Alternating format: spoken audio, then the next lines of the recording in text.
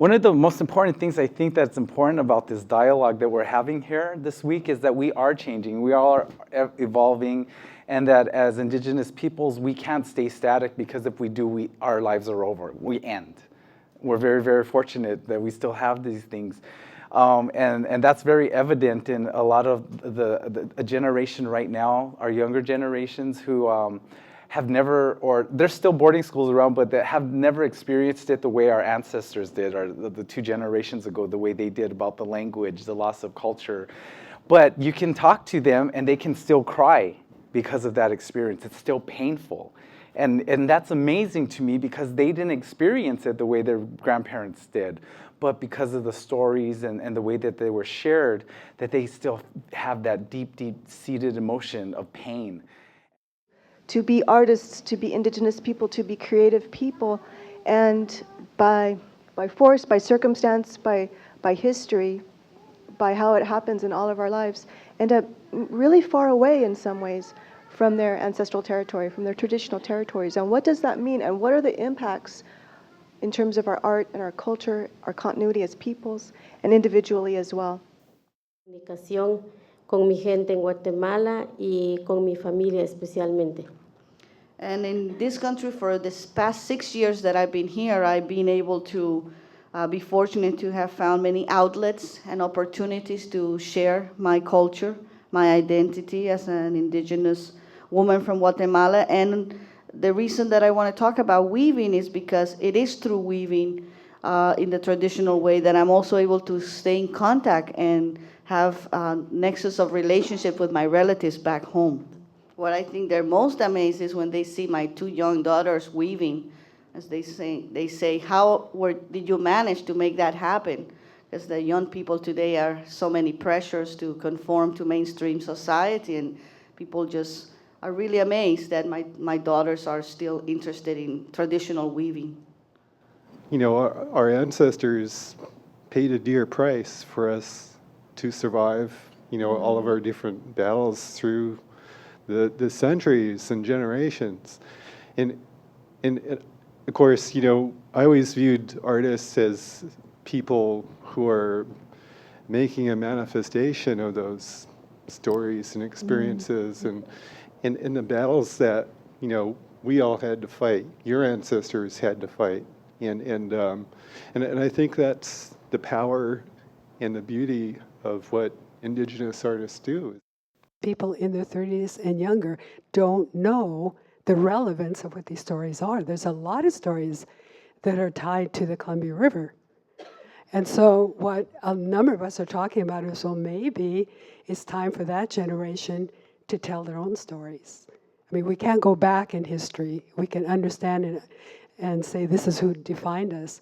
But now the younger generation is growing up and they have new experiences that define them. I know what happened to my family, and I know what happened to me, and I know that that drives the work that I do now. And it's really focused on cultural identity. It's really focused on ancestors. In fact, if anything, the very core of everything I do is for ancestors. And nobody can take that away from me, even if I'm not living in my homeland. And in some ways, as that ambassador, it's important for me to be sharing Hawaiian culture with people who have never been there or really truly want to have the authentic story of what it is to be Hawaiian today. I've been on both sides of the fence chasing possible means. My family crossed the border in search of the dream. Not long before my eyes opened and saw the reality. 12 hours in a maquila and barely surviving. Went from an artist with potential to someone who cleans, working and working and working. Cause anger burns slow when I heard the sleeping giant awoke. 500 years of struggle will let you know that is wrong. Don't be ignoring what your people's been thinking and doing. We ain't been sleeping, homie. What we've been doing is working. That's the kind of story that I like to tell. It's a story of that a lot of us share, you know. A lot of people share that story. The things that we do imitate nature. We were lovers of nature, and so I think that when we look at our hula, our movements come from what we see in the world around us, the way the ocean moves, the way the waves splash on the rocks, then the mist that comes up from that, how the wind blows through the trees and the movement of those trees. So we take our movements from things in nature. From the production of the pieces. It's about carrying our heritage. You know, this is what we do. This is what I learned from my grandfather or my grandmother. And I teach my children, and it's a part of the community. You know, we learn it from the community.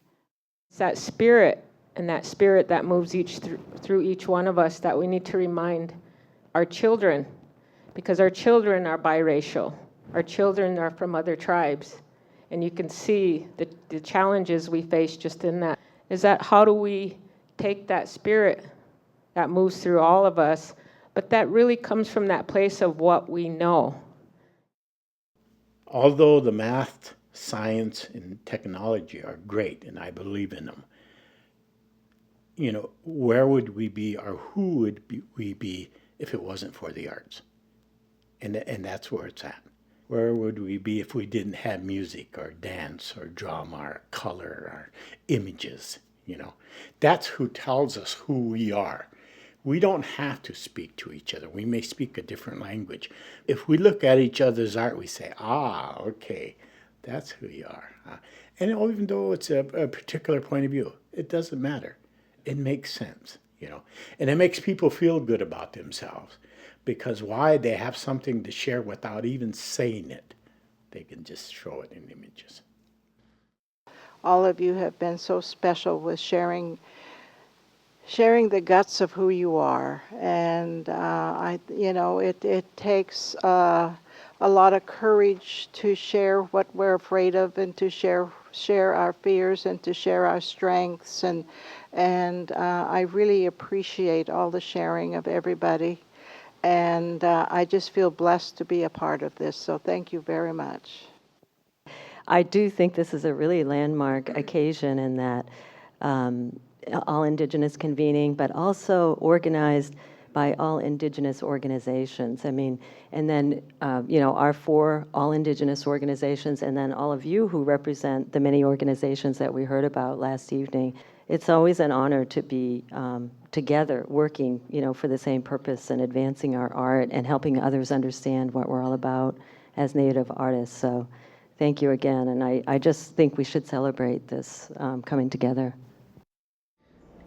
So as I'm reflecting on some of the artists who we've invited to participate in this convening, I'm reminded of 2 founding principles that were shared with the Longhouse from 2 of our most respected elders from this Northwest area. One was from a very treasured artist, spiritual leader, and educator who reminded us that artists are the first historians, and you can look to the art to learn about the people and their culture, and it's a way for a person to become immortal, is to see the work reflected through their art. The other was a beautiful elder from the Chehalis tribe, Hazel Pete, who said, "Indian people have always used what was available to them, and today we have the world." And I like to reflect on those because we have people who are doing such important work to help preserve almost lost art forms, who will help tell the story for future generations in what they're doing. And at the same time, we have people here who are telling new stories about what it is to be a Native person in contemporary society. There's place for both. There should be space for both. So we're appreciating that this convening provides an opportunity for all kinds of artists to come together. We were quite deliberate in selecting artists that would reflect a variety of disciplines, geographic areas, what they would each bring to the conversation. And I think that they reflect both artists as historians and artists who are accessing literally everything in the world and creating beautiful pieces that are reflecting who we are today. Creation Migration Change was supported through the Changing Demographics Initiative, a project of the Fund for Folk Culture, underwritten by the Ford Foundation. Also, special thanks to the Cherokee Preservation Fund, leveraging investments in creativity, the California Endowment, Nathan Cummings Foundation, and the Illumination Program of the Ford Foundation.